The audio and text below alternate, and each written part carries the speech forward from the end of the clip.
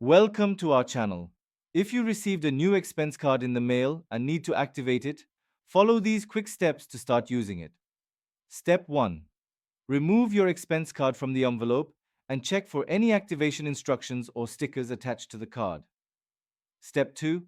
Locate the activation phone number or website URL, which is typically printed on a label on the card or included in the welcome materials.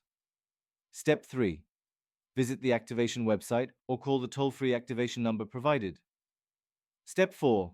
If activating online, enter your card number, expiration date, and CVV security code when prompted. Step 5.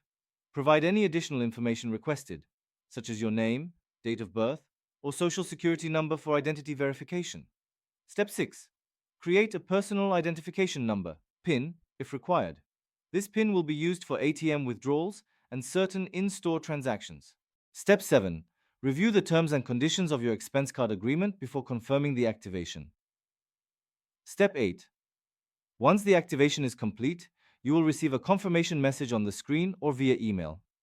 Your new expense card is now active and ready to use for business expenses, purchases, and withdrawals. Keep your card secure and monitor your spending through your account portal.